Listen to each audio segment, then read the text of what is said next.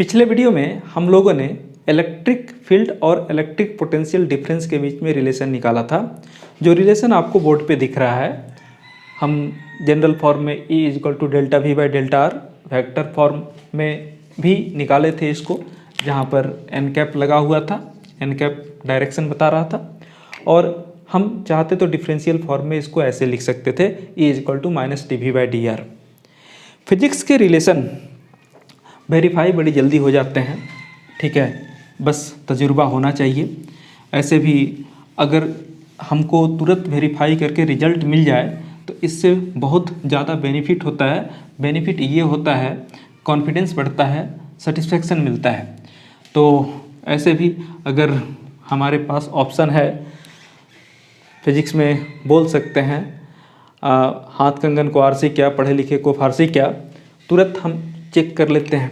अगर मान लीजिए कि हमने यहाँ पर एक चार्ज पॉजिटिव Q रखा होता, जो कि पॉइंट P यहाँ से डिस्टेंस O से R पे होता, तो इस पॉइंट पे इलेक्ट्रिक है ना फील्ड कितना होता।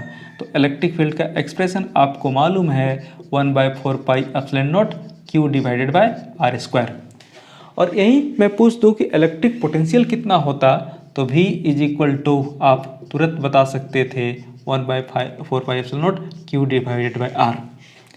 चलिए, ये दोनों रिजल्ट पहले से हमको मालूम है। अब मान लेते हैं कि पहले से सिर्फ हमको V का वैल्यू मालूम है और O कितना है गिवन है, जो दिख रहा है आपको पॉइंट चार्ज के कारण। अभी एक काम करें, हम डिफ्रेंशिएट करते हैं इसको R के रिस्पेक्ट में। अब बोलिएगा कि R के रिस्पेक्ट में ही क्यों, क्योंकि वेरिएबल V और R है, ठीक है, तो उसी के रिस्पेक्ट में होगा।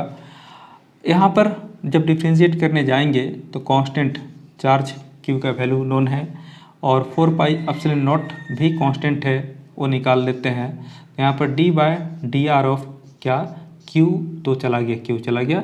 अब हमारे पास सिर्फ 1/r बचा हुआ है, यानी हमको उसका डिफ्रेंशिएशन करना है। डिफ्रेंशिएशन का जो पहला रिजल्ट था, होप सबको याद होगा, d by D X of x to the power n is equal to n x to the power n-1। तो अगर हम d by D R of, देखिए 1/r का मतलब होता है r टू दी पावर -1 करने जाएं तो सेम पैटर्न पे रिजल्ट लिख सकते हैं। रिजल्ट क्या लिख सकते हैं, n के जगह पर -1 हो गया, x के जगह पर r हो गया, फिर -1, ठीक है। ये रिजल्ट जो होगा -1 बाय, चूँकि पावर नेगेटिव है तो नीचे आएगा r स्क्वायर। तो आप यहाँ पर आसानी से जो रिजल्ट आया उसको पुट कर लीजिए डिफ्रेंशिएशन का। ये हो गया -1/r स्क्वायर। ओके, थोड़ा सा अरेंज कर लीजिए इसको, -1/4 पाई एप्सिलॉन नॉट, ठीक है, यहाँ पर Q और डिवाइडेड बाय R स्क्वायर। तो ये किसका रिजल्ट है, dV बाय डी आर का। अब dV बाय डी आर का रिजल्ट है और ये रिजल्ट तो आपको यहाँ पर दिख रहा है ना, तो आप इसके जगह पर क्या लिख सकते हैं, तो E लिख सकते हैं, ठीक है। माइनस को इधर लेके चले आएंगे तो -dV बाई डी आर, ये वेल प्रूफ भी हो गया यहीं पे, है ना। तो जो रिलेशंस आ रहे हैं ये एकदम यूनिफॉर्म तरीके से आ रहे हैं। फिजिक्स में आप कहीं से भी चलें, सही चलेंगे तो डेस्टिनेशन तक अवश्य पहुँचेंगे। ऐसे भी किसी ने कहा था कि नाक के सीध में अगर हम चलना शुरू करें तो वापस उसी जगह पृथ्वी पे आ सकते हैं, आ ही जाएंगे। तो ऐसा ही है, नाक के सीध बोलने का मतलब क्या है कि डायरेक्शन अगर आपका सही हो तो आप डेस्टिनेशन तक अवश्य पहुंचेंगे, इसमें कोई शक नहीं है। चलिए, इस डिस्कशन के बाद एक और इम्पॉर्टेंट बात, जो यहाँ पर नेगेटिव आया है, वो नेगेटिव साइन शो करता है कि इलेक्ट्रिक फील्ड का डायरेक्शन, ओके, इलेक्ट्रिक फील्ड का डायरेक्शन ऑलवेज डिक्रीजिंग पोटेंशियल की तरफ होता है। इसको भी समझ लेते हैं। क्या मैंने बोला कि डायरेक्शन ऑफ इलेक्ट्रिक फील्ड आना is always along decreasing potential. इसको समझने की कोशिश करते हैं, क्या कहना चाह रहे हैं, ठीक है। और इससे मिलता जुलता एक और क्वेश्चन बोर्ड में हमेशा आता है, उसको भी देख सकते हैं। जैसे यहाँ पर आपको 2 पॉइंट दे दिए गए, एज्यूम कीजिए कि यही कंडीशन था और यहाँ पर आपको 2 पॉइंट, एक पॉइंट आपको ए दे दिया गया, दूसरा पॉइंट बी दे दिया गया, ठीक है। अभी यहाँ से यहाँ तक के डिस्टेंस को आर बी कह लीजिए, ठीक है, और यहाँ से यहाँ तक के डिस्टेंस को आर ए कह लीजिए। डायग्राम में साफ दिख रहा है कि आर बी जो है वो छोटा है आर ए से, तो अगर हम इसका रेसिप्रोकल लिखेंगे तो ऑब्वियस है, आप जानते हैं कि इनइक्वलिटी उलट जाएगा, यानी इनइक्वलिटी ऐसा हो जाएगा। अगर ये इनइक्वलिटी लिख लिया आपने, अगर सेम चीज़ दोनों साइड मल्टीप्लाई करें, ठीक है, तो इनइक्वलिटी नहीं बदलता। ये बात आपको मैथमेटिकली पता है, आपको बहुत कुछ पता है, ठीक है। मैं ये नहीं सोच के पढ़ा रहा हूँ, बता रहा हूँ कि आपको कुछ पता नहीं है, लेकिन हाँ, डिस्कशन से और क्लैरिटी बढ़ती है। तो यहाँ पर हमारा इनइक्वलिटी इस तरह से हो जाएगा, और ये एक्सप्रेशन है पोटेंशियल एट बी और ये एक्सप्रेशन है पोटेंशियल एट ए।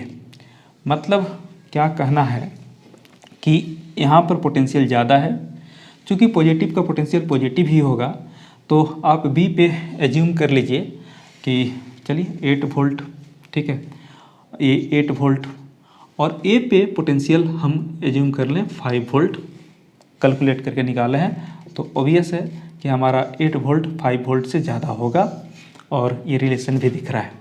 तो कभी कभी पूछता है कि किस पॉइंट पे पोटेंशियल ज़्यादा होगा, आप कंपेयर करके बता सकते हैं, यानी पॉजिटिव चार्ज के जो नज़दीक होगा उसका पोटेंशियल ज़्यादा होगा। अब यही चीज़ हम नेगेटिव चार्ज के साथ करना चाहेंगे, तो हमारे पास फिर से वही 2 पॉइंट ए और बी है ना, और इस रिजल्ट तक तो हम पहुंच ही जाएंगे। मतलब 1/4 pi epsilon naught q divided by r B है ना, और यहाँ 1/4 pi epsilon naught q divided by r a. अच्छा, अब देखिए इनइक्वलिटी ऐसा था, लेकिन जब हम नेगेटिव से मल्टीप्लाई करेंगे, जैसे ये 8 वोल्ट था, ये 8 वोल्ट था, अगर हम यहाँ 8 वोल्ट और इधर 5 वोल्ट लिख लेते और माइनस दे देते, तब क्या होता उस पर सोचिएगा। वही इफ़ेक्ट यहाँ भी होगा अगर माइनस देंगे तो। जैसे ही माइनस दीजिएगा दोनों साइड, इनइक्वलिटी उलट जाएगा, यानी अब पोटेंशियल एट ए ज़्यादा होगा, पोटेंशियल एट बी कम होगा। ये कैसे पता चला कि पोटेंशियल एट ए ज़्यादा और कम होगा? तो देखिए 0 यहाँ पर है, ठीक है, इस तरफ आपका -5, इस तरफ -8, इधर आपका 5, इधर 8। तो जिस तरह से नंबर लाइन पे राइट साइड बढ़ने पे, 0 के राइट साइड बढ़ने पे वैल्यू बढ़ता है, लेफ्ट साइड बढ़ने से वैल्यू घटता है, वही सेम पैटर्न पोटेंशियल के साथ भी होगा, क्योंकि पोटेंशियल स्केलर है और इसका पॉजिटिव नेगेटिव का सेंस वही होता है जो नंबर का होता है। ओके, तो यहाँ पर अगर हम बोलें कि यहाँ पर हमारा -5 वोल्ट हो गया, यहाँ पर -8 वोल्ट हो गया, तो वही कैलकुलेशन सेम है, कोई दिक्कत नहीं। अभी आपके पास क्या है, potential at a, v at a वो ग्रेटर है वी एट बी से। ओके, अब इसी तरह का एक और सिचुएशन ले लिया जाए जिससे हम लोगों को सहूलियत हो। हम इक्विपोटेंशियल सर्फेसेस की डिस्कशन में देखे थे, अगर हमारे पास 2 इक्विपोटेंशियल सरफेस है, मान लीजिए एक ये है, दूसरा ये है, इसमें भी वही मान लेते हैं, ये 8 वोल्ट है, ये 5 वोल्ट है। अब यहाँ पर डायरेक्शन ऑफ इलेक्ट्रिक फील्ड की बात करते हैं, बोला है ऑलवेज अलोंग डिक्रीजिंग पोटेंशियल। देखिए वहाँ पर 8 वोल्ट से 5 वोल्ट, मतलब उस साइड डिक्रीज कर रहा है, यानी इलेक्ट्रिक फील्ड का डायरेक्शन, ठीक है, बी से ए की तरफ होगा, बशर्ते यहाँ पर चार्ज पॉजिटिव हो। ओके, ये आप देख ले रहे हैं, ठीक है। ये ऐसे भी आप टेस्ट चार्ज रख करके भी चेक कर सकते थे। तो डायरेक्शन फाइंड करने का एक तरीका आपके पास था कि हम टेस्ट चार्ज वहाँ पे प्लेस करते और टेस्ट चार्ज का जिधर फोर्स लगता उधर इलेक्ट्रिक फील्ड का डायरेक्शन दे देते। लेकिन जहाँ आप टेस्ट चार्ज रख कर के चेक नहीं कर पाए, वहाँ पर अब कैसे करेंगे? जैसे यहाँ पर दोनों प्लेट के बीच में पॉजिटिव है ना, अब यहाँ पर रखेंगे बीच में, तो हमको नेट फोर्स की बात करनी पड़ेगी, पोटेंशियल से फोर्स में आने में थोड़ा सा वक्त लगेगा। डायरेक्टली कैसे कर पाएंगे, ये क्लू यहाँ पर बता देगा। अब यहाँ भी देखिए, ये तो हाई पोटेंशियल है, ठीक है, यहाँ पर 8 हाई था, ठीक है, ये 5 लो था, यहाँ पर 5 हाई है और 8 लो है। अब डिक्रीज किधर होगा, हाई से लो, मतलब इस तरफ, ठीक है। तो ये इलेक्ट्रिक फील्ड का आपका डायरेक्शन हो जाएगा अलोंग द डिक्रीजिंग पोटेंशियल। उसी तरह से यहाँ पर हमको इलेक्ट्रिक फील्ड का डायरेक्शन दिखाना है, कोई दिक्कत नहीं, 5 कम है 8 ज़्यादा है, इलेक्ट्रिक फील्ड का जो डायरेक्शन होगा वो हमेशा हाई टू लो होगा। तो ये भी इन्फॉर्मेशन काफ़ी अच्छा है, इसका यूज कई बार आप कर सकते हैं। ओके, चलिए वेल, बहुत अच्छा डिस्कशन अब तक हमारा चल रहा है। अभी हम एक और बात करना चाहेंगे। हम अगर इलेक्ट्रिक फील्ड की बात ही कर रहे थे, तो electric field E is equal to आपने जो लिखा था -dV/dr। अब स्पेस में चले तो क्या होगा, स्पेस में R आपको मालूम है 3 कंपोनेंट होते हैं। तो इलेक्ट्रिक फील्ड के भी 3 कंपोनेंट होंगे। एक तो आपके पास Ex is equal to -dV/dx, उसी तरह से Ey is equal to -dV/dy और Ez is equal to -dV/dz, ठीक। अब अगर इसको आप कंपाइल करना चाहते हैं स्पेस में, तो स्पेस में तो हमको वेक्टर का फॉर्म लिखना पड़ेगा। तो वेक्टर का फॉर्म लिखेंगे तो Ex के साथ आई कैप, मतलब इसके साथ आई कैप होगा। तो हम यहाँ लिखना चाहेंगे -dV/dx आई कैप, इसको भी ऐड करना पड़ेगा, माइनस है ना dV/dy जे कैप माइनस dV/dz के कैप। लेकिन इतना लिखना सफिशिएंट नहीं होगा, क्योंकि जब आप तीनों के साथ डिफ्रेंशिएशन की बात करेंगे भी का जो भी एक्सप्रेशन हो, तो कंप्लीट डिफ्रेंशिएशन नहीं होगा, ये डिफ्रेंशिएशन पार्शियल डिफ्रेंशिएशन होगा। तो जहाँ जहाँ आपने डी लिखा है ना, वहाँ से डी हटाना होगा, ठीक है। 4 चीज़ें एक साथ हमारे पास आई थी, एक ये डेल था, एक डेल था, एक डी था और एक डी था, 3 नहीं 4, ठीक है। सब में थोड़ा थोड़ा अंतर ये चेंज को बताता है, ये स्मॉल चेंज को बताता है, ये डिफ्रेंशिएशन। और ये अंतिम वाला ये पार्शियल डिफ्रेंशिएशन की बात करता है, यानी del/del x, del/del y, del/del z करना होगा। चलिए यहाँ से तो वेल बढ़िया है।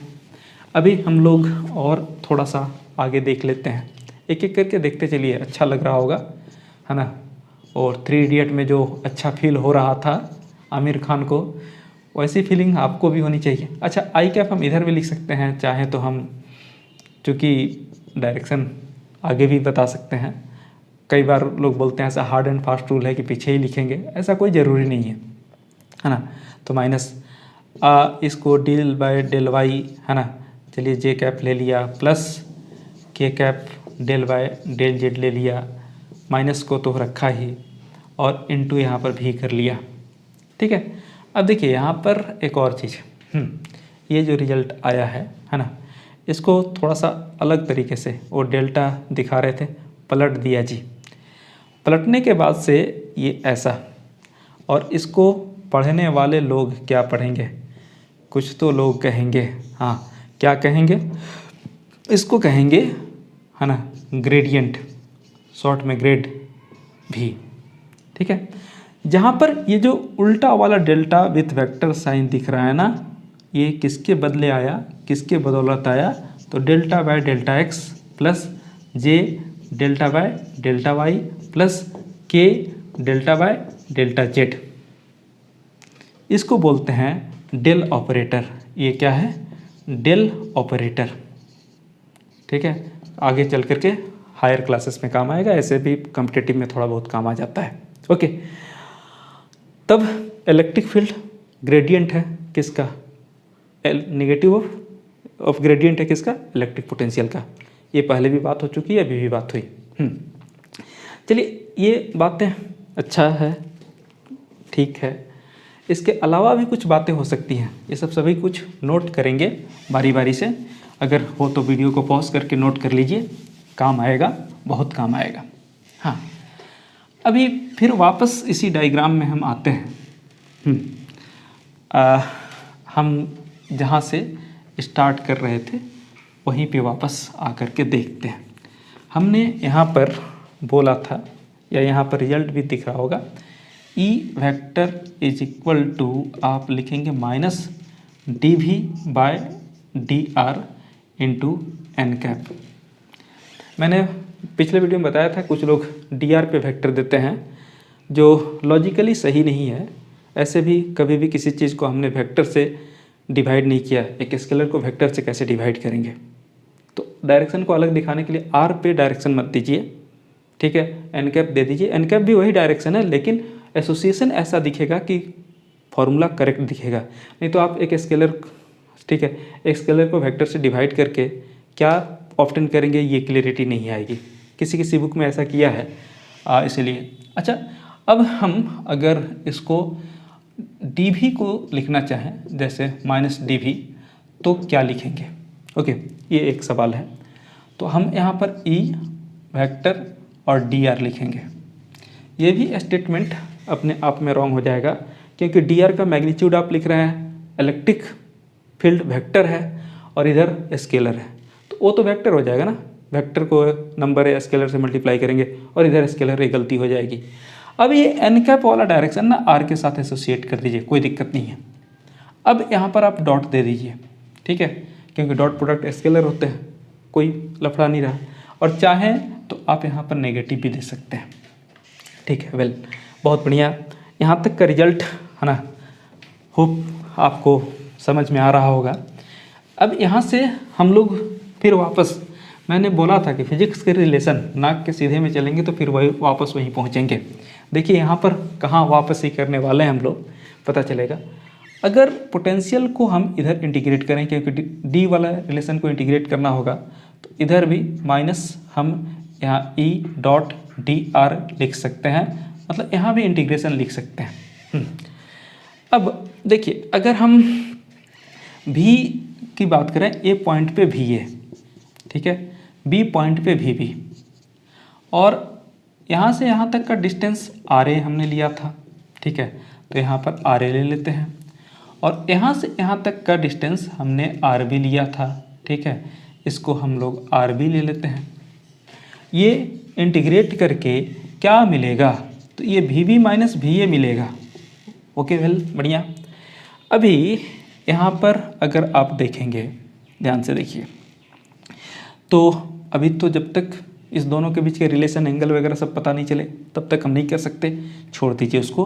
तो integration are A R B है ना, ई डॉट डी आर, ये जो इंटीग्रेशन है, इंटीग्रेशन में आपको डी आर आ रहा है। इसके पहले आपने ई डॉट डी एस देखा था, ठीक है, इंटीग्रेशन, वो सरफेस का इंटीग्रेशन था।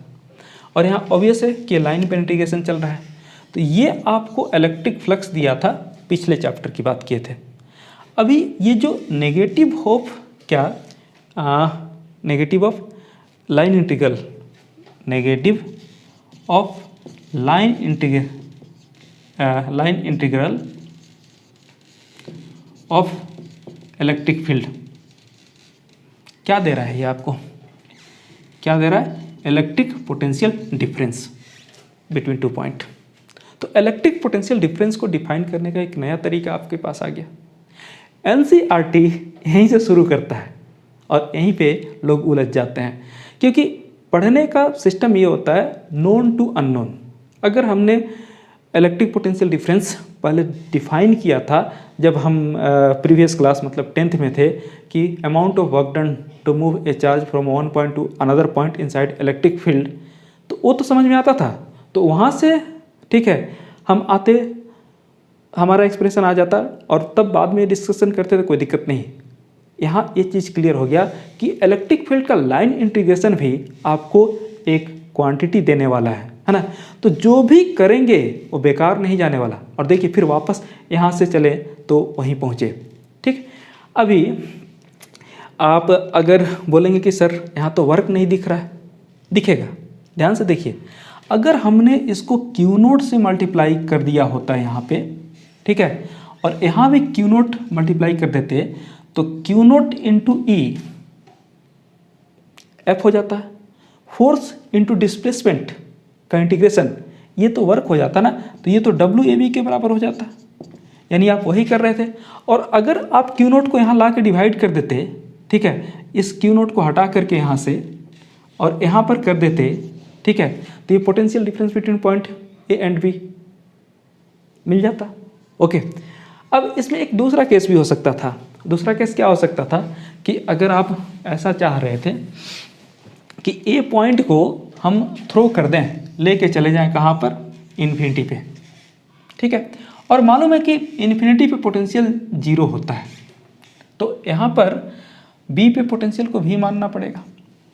तो अब देखिए यहीं से रिजल्ट हमारा कैसे ट्रांसफ़र हो जाता है। वी बी के जगह पर हम क्या करेंगे, भी लिखेंगे, माइनस वी ए के जगह पर 0 is equal to integration are a के जगह पर इन्फिनिटी और आर बी के जगह पर, और जो डिस्टेंस है इसको ओ से बी तक का डिस्टेंस आर मान लीजिए, ये आर हो गया, minus E dot D R. Okay, अगर आप यहाँ पर भी वही करते तो देखिए यहाँ पर डब्लू कहाँ बी तक आना है, कहाँ से आना है, इन्फिनिटी तक, ठीक है, बाय क्या कर लेते हैं, क्यू नॉट, तो ये इलेक्ट्रिक पोटेंशियल का रिलेशन मिल जाता। तो फिर वापस आप चाहते हैं तो रिजल्ट आपके पास हाजिर है। तो आप जो भी करना चाहें वो सब यहाँ पर अवेलेबल है, बस पढ़ने में एक एक करके बारी बारी से चीज़ों को सुलझाते जाइए और फिर उसको कंपाइल कर दीजिए, इंटीग्रेट कर दीजिए, असेंबल कर दीजिए, सभी रिजल्ट आपके पास एज इट इज जो आप पढ़ के आए हैं वैसे ही मिल जाएंगे। होप आपको ये सब कुछ समझ में आया होगा। Thank you, have a nice day.